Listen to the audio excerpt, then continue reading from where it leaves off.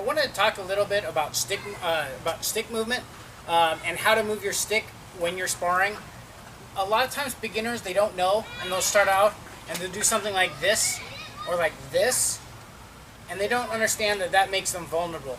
Anytime in this game, and in the stick fight and the blade fight's a game of deception, that I become predictable by starting here or starting here, then I make myself vulnerable to being taken advantage of. So we don't want to do that. So in Pikiti, one of the ways we address this is we sort of have a training pattern for how to teach hand motion.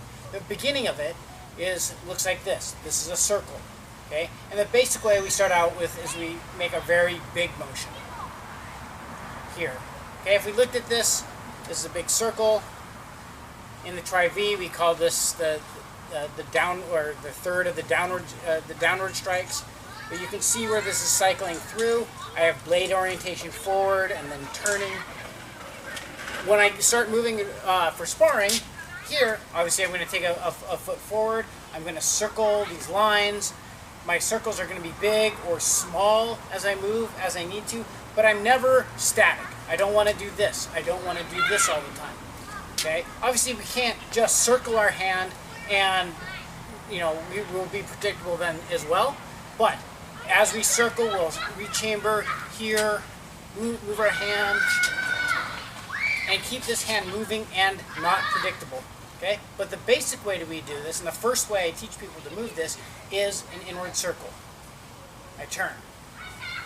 Turning it out, I turn it back over, and you can see that it describes a large circle throughout here. Now, where do we go from here? Okay? What I want to be able to do with one hand is be able to strike. What I don't want to do is go circle, circle, circle, pull it back, and hit something. Okay? That's telegraphic. That gives away what I'm doing. Anytime out of this that I recoil, I'm making myself obvious. I'm going to generally strike from here. So we don't want to give that away. So, circle, circle, circle. Here, I want to practice coming into my one.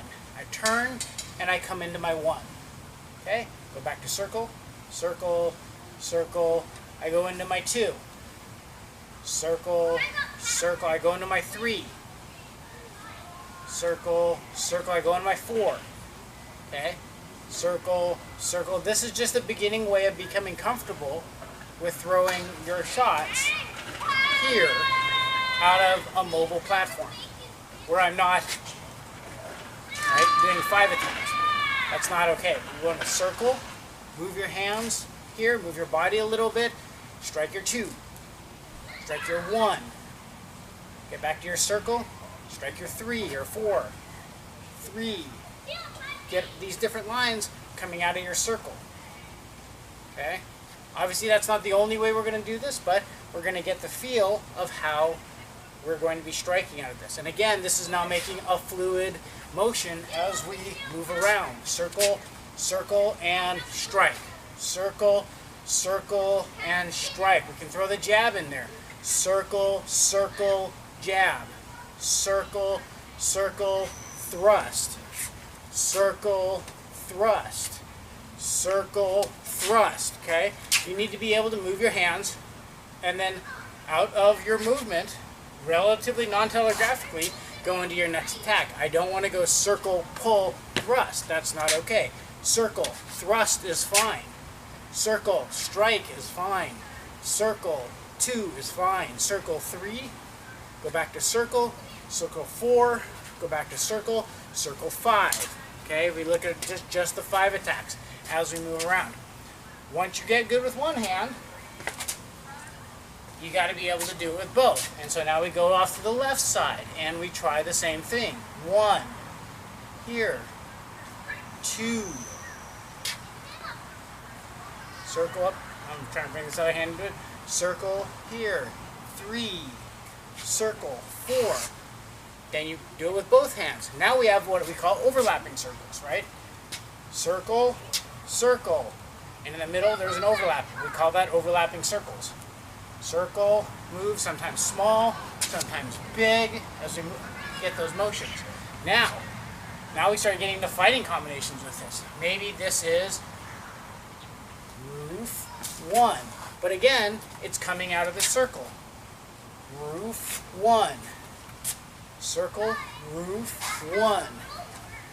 Circle, roof, 1. Okay, I might go to here, circle, outside, in, here. I might overlap my circles to get to my double roof block as I come in. Circle, I overlap my hands, and now I have something I can crash with to roof 1. All that was circle, roof, 1, circle, overlap, roof, 1. Okay, so you should be able to do that with either side. Overlap, roof, 1. Overlap, roof, 1. Overlap, roof, 1. Go back to your circle. Here, jab, hit. Circle, jab, hit. Circle, roof, thrust. Okay, play with the combinations. This isn't, we're not going into Sinawali patterns here. You should be able to come out of them. I can go circle, circle, circle, just like I overlap to get to roof. Circle. I start my Sinawali pattern. Okay, I don't start here and I don't start here. I might start those patterns because I went circle, strike, and now I'm loaded, and now I come out of them. We don't fight out of this stance because it leaves you open and vulnerable. So, circle, circle, move to here. Maybe I want to go into that Sinawali pattern, that 4 count. Circle, circle. So or before I overlapped here, I start 1, 2, 3, 4 as I begin the fighting series here. So 1, 2, 3, 4 as I step through. Circle, circle, circle. Do that again. I'm going to initiate with the right. Circle, down, down, down. Any of your Sinawali patterns can start that way. Okay, it might be down, down, down for the fluid 6 count. We're going to do it that way. So get used to the circling motion and be able to get your lines off of it as you move. Circle, circle, circle.